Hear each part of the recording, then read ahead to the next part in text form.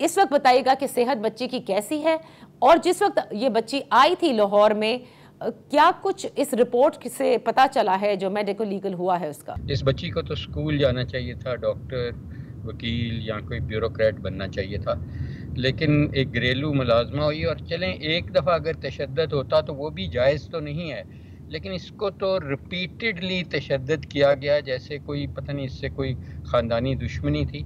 क्योंकि ये जो ज़ख्म हैं ये कुछ 6 माह पुराने हैं, कोई 4 माह पुराने हैं, कोई 3 माह, कोई 15 दिन पुराने हैं, और वो ज़ख्म में जहर फैल चुका है, नसूर हो चुका है, यानी उनमें इन्फेक्शन हो चुका है।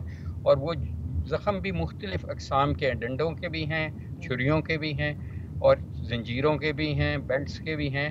और इसकी 2 तो हड्डियाँ बाजू की टूटी हुई हैं, दोनों बाजू टूटे हुए हैं, और नाक की हड्डी टूटी हुई है, बहुत सारे दांत टूटे हुए हैं।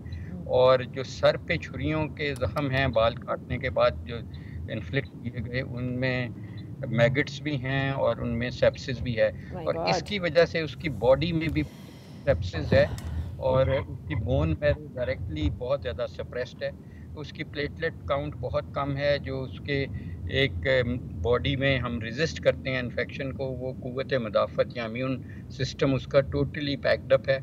और उसको इम्यूनोग्लोबुलिन्स और बहुत कुछ प्लेटलेट कॉन्सनट्रेट्स और ये सारी चीज़ें देनी पड़ रही हैं। अभी मैं कहूँगा कि उस दिन भी मैंने देखा था, फिर बाद में भी, तो कदरे बेहतर है, लेकिन अभी भी वो क्रिटिकली इल ही कहेंगे हम उसको, जब तक वो आईसीयू में रहती है।